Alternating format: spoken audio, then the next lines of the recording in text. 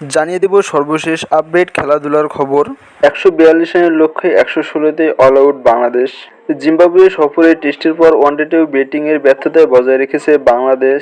Safe 116 রানে গুটি 3 match one day series শুরু করেছে টাইগাররা। হারারের স্পোর্টস ক্লাব মাঠে সোমবার নাহিদ রানা রেকর্ড করা বোলিংয়ে জিম্বাবুয়েকে 141 রানে গুটিয়ে দেয় বাংলাদেশ, কিন্তু মামুলি এই লক্ষ্য পূরণ করতে পারেনি মেহেদী হাসান মিরাজের নেতৃত্বাধীন দল। 33.1 ওভারে 116 রানে গুটিয়ে ম্যাচ হেরেছে 25 রানের বড় ব্যবধানে। শুরুতেই পথ হারায় বাংলাদেশ, 2 অঙ্ক স্পর্শ করতে পারেনি টপ অর্ডারের কেউ। দলীয় 17 রানের মধ্যে ফেরেন 3 জনই। শুরুটা করেন তানজিদ হাসান, মুজরাবানির বলে ক্যাচ নেন নিয়ামোহরি। মুজরাবানির পরের ওভারে ক্যাচ আউট হন নাজমুল হোসেন শান্ত। পরের ওভারে নিয়ামোহরি নেন সৌম্য সরকারের ক্যাচ। এবার বোলার ছিলেন রিচার্ড অ্যানগাল। এরপর নুরুল হাসান সোহান ও তৌহিদ হৃদয়ের ব্যাটের লড়াইয়ের আভাস দেয় দল। দুজনে করেন 88 বলে 49 রানের জুটিতে ভাঙতেই আবারও নিয়মিত বিরতিতে উইকেট হারায় তারা। নিয়ামুরির বলে ডিপ থার্ডে দাঁড়িয়ে হৃদয়ে ক্যাচ নেন বেন কারান। হৃদয়ের অবদান 58 বলে 25 রান এবং মোসাদ্দেক হোসেন ও মিরাজ দ্রুত ফিরলে দায়িত্ব ছিল তৃতীয় হওয়া নুরুলের উপর, কিন্তু টেকেননি তিনিও। এই কিপার ব্যাটার করেন ইনিংসের সর্বোচ্চ 31 রান। মুস্তাফিজের ক্যাচ নিয়ে ম্যাচ শেষ করে দেন এনগাভারা। জিম্বাবুয়ে 4 বোলারের সবাই পেয়েছেন উইকেটের দেখা।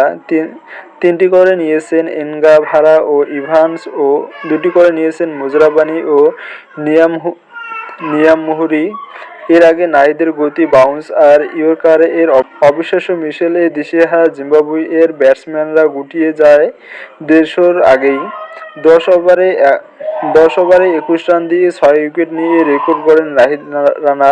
এটি বাংলাদেশের বোলারদের ওয়ানডেতে সেরা বোলিং। এতদিন রেকর্ডটি ছিল মাশরাফি বিন মুর্তজা ও রুবেল হোসেনের 2006 সালের কেনিয়ার বিপক্ষে 10 ওভারে 26 রান দিয়ে 6 উইকেট পেয়েছিলেন মাশরাফি। নিউজিল্যান্ডের বিপক্ষে 2013 সালে 5.5 ওভারে 26 রানে 6 উইকেট পান রুবেল। এছাড়াও 6 উইকেট নিয়েছেন মুস্তাফিজুর রহমান, রিশাদ হোসেন ও শরীফুল ইসলামও।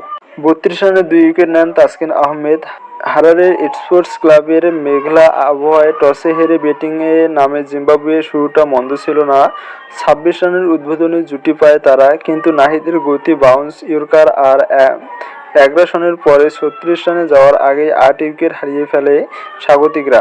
শুরুটা অবশ্যই হয়েছিল মিরাজের দুর্দান্ত থ্রোয়ে বেন কারানের 19 বলে 18 রানে আউটে। 1 বল পরেই তাসকিনের বলে ক্যাচ তুলে দেন আরেক ওপেনার ব্রায়ান বেনেটো। তিনি করেন 24 বলে 17 রান। পরের ওভারে ক্রেইন আলভিনকে রানের খাতা খুলতে দেননি তাসকিন। মুখোমুখি হওয়ার প্রথম বলেই বোল্ড হয়ে যান আলভিন। পরের গল্পটা নাহিদের।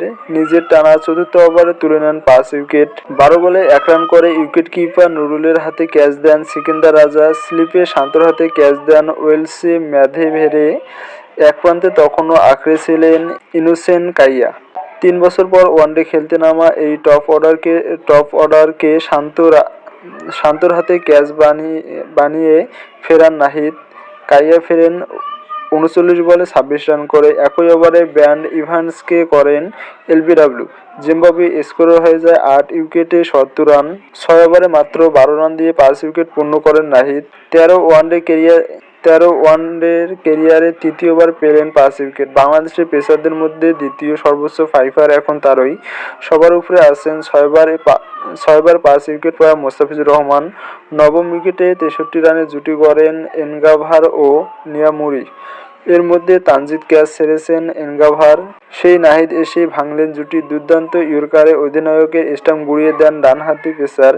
মিরাজের বলে সুইপ করতে গিয়ে টপ এজ হয়ে ফেরেন নিয়ামুরি। ইনিংসে 51 বলে সর্বোচ্চ 33 রান তার।